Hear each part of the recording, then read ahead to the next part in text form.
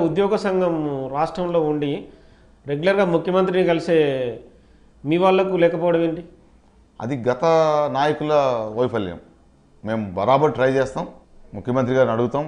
ఇప్పుడే కాదు, full fledged body అయిన తర్వాత మాకు గెస్ట్ హౌస్ అంటే మాకు గెస్ట్ హౌస్లు కాదు, అవి గవర్నమెంట్కే గెస్ట్ హౌస్లు. అధికారులుగా ఎగ్జాంపుల్ మహబూబ్ నగర్ ఒక అధికారి ట్రాన్స్ఫర్ అయ్యి వెళ్ళాడు, ఎక్కడ ఉండాలి? రిపోర్ట్ చేస్తాడు. ఫ్యామిలీని తీసుకొని కారు తీసుకొని పోయాక ఎక్కడో బయట ఉండడానికి బాగోదు. ఉంటే ఎలిగేషన్ వస్తుంది, పలానా రాజకీయ నాయకుడితో కొల్లుడైనావు, లేదా పలానా బిజినెస్ తోటి కొల్లుడా. మా అధికారులు గెస్ట్ హౌస్లో ఒకరోజు స్టే చేస్తారు, నెక్స్ట్ ఫ్యామిలీ షిఫ్ట్ అయ్యాక వెళ్ళిపోతారు. మినిమం ఫెసిలిటీస్ లేవు, ఏ సంఘానికి లేదు.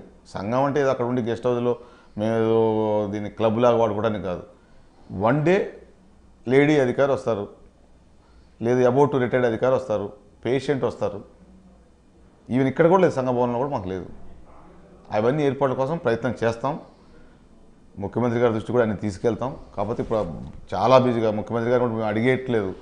నాకు తెలిసి స్కూల్లో మార్నింగ్ హెచ్ఎం గారు అట్లా బెల్లు కొట్టడానికి వస్తారు, 9కి వస్తున్నారు, సాయంత్రం 9 దాకా ఉంటున్నారు. మేము అడిగి పోయి కూడా అబ్జర్వ్ చేసాం, ఒక్క నిమిషం కూడా ఎక్కడ టైం వేస్ట్ కావట్లేదు. మేము కలవాలంటేనే ఆ షెడ్యూల్ ప్రకారం కలవాల్సి వస్తుంది.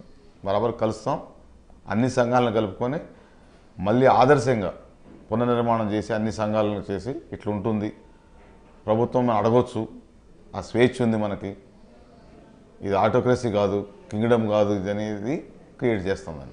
గత ప్రభుత్వంలో శ్రీనివాస్ గౌడ్ తర్వాతనే